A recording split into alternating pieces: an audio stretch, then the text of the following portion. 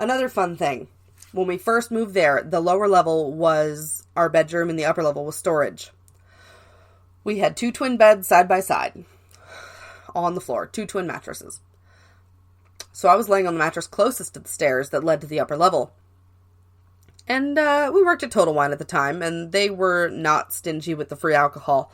So we would play video games and get drunk, and our empty bottles would sit at the bottom of the stairs until we recycled them.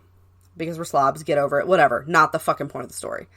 The point of the story is, I woke up right around 3 or 4 in the morning, imagine that, because I heard the bottles fall down.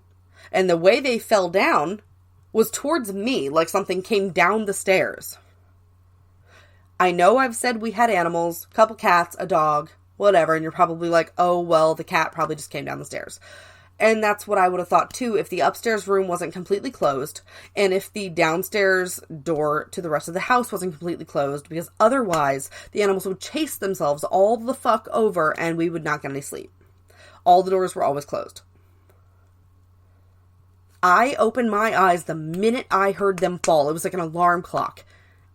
And there was nothing there. Explain that to me.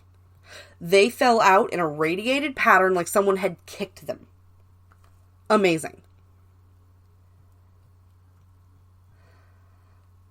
I saved the best for last.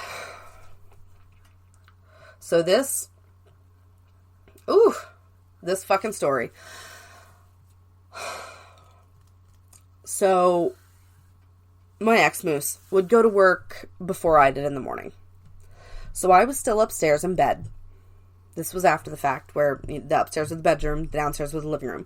We didn't have a lot of room upstairs, so his dresser with his work clothes was down in our living room. So I felt him get out of bed. He closed the door, walked downstairs. I got up briefly.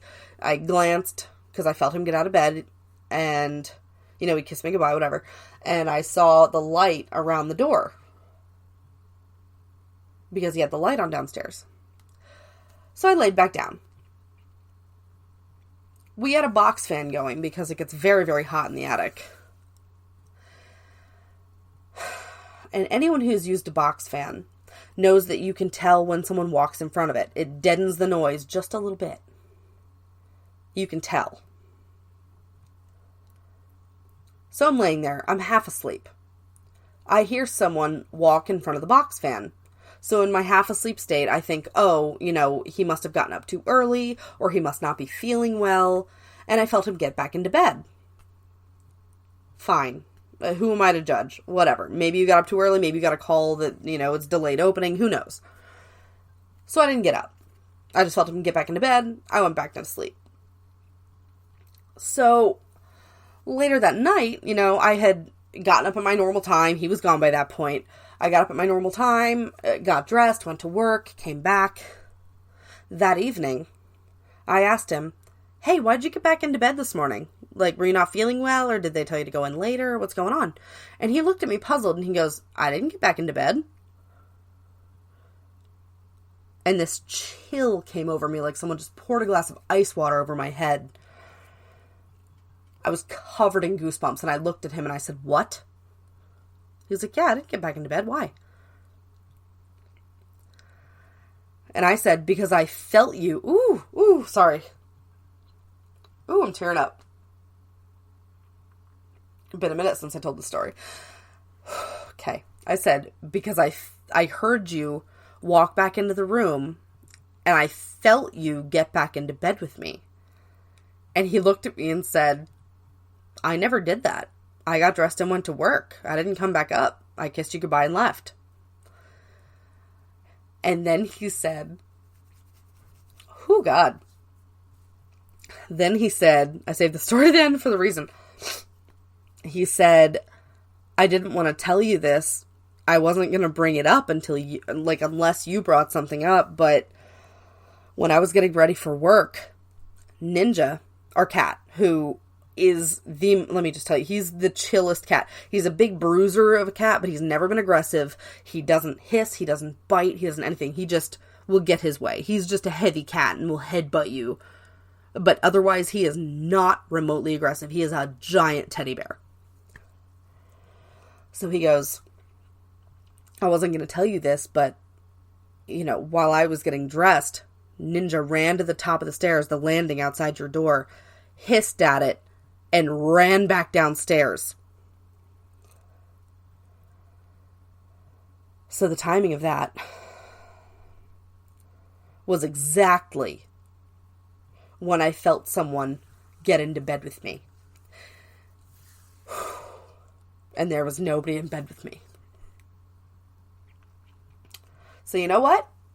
You don't have to believe in ghosts. That's fine. You truly don't.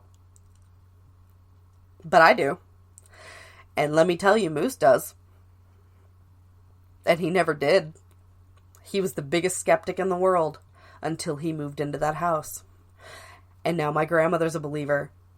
My mom has had things happen to her, like the power strip under her bed being clicked off. Like the button clicked off. And it's not one of those surge protector ones that clicks off by itself. It's an old school one that you have to press the button. And it's under her bed, under like the headboard of her bed. She also feels someone, like a cat, at the head of her bed, and there have been many cats that have died in that house. And she sleeps in the attic, so go figure. It's a fucking haunted house. Alright, I've been talking for over an hour. I'm sure you're very sick of me. I'm thoroughly creeped out. And I'm a little tipsy. So I need to go to bed. I will post the show notes. I will post the link to the Chapman University study. What else? Oh, I'll post the Reddit stories, and I'll post the link to the website where I got the 2-sentence horror stories. If you guys have anything creepy that you want to tell me, please, please, please contact me. I love creepy. That's one thing about fear, is humans love being scared. It's an adrenaline rush. That's why we live for roller coasters and horror movies and anything that gets our hearts pumping. We love that shit. We are gluttons for punishment. Bring it on. So you can email me at whatsyourpoisonshow@gmail.com. You can text me at 757-52-TABOO. 757-52-TABOO. You can also reach me at Poison Podcast on Instagram, Poison_podcast on Twitter, and What's Your Poison on Facebook. Or What's Your Poison Show on Facebook. I think that's right. Whatever. If you email me, I'll get it. And I want to hear all of your ghost stories. I want to hear anything creepy you have to tell me. You can record it on audio. If you reach out to me, let me know if I can use it on the podcast. Let me know if I can use your name. Send a picture if you want me to use your picture. I'll put it on the website. It's poisonshow.com. And there's also a link there. If you click on the Ask Me Anything, you can send me an email there. It'll pop right up. And I will let you know if I use it. So, you know what, everyone? Let your freak flags fly, and I will see you next week. Stay groovy.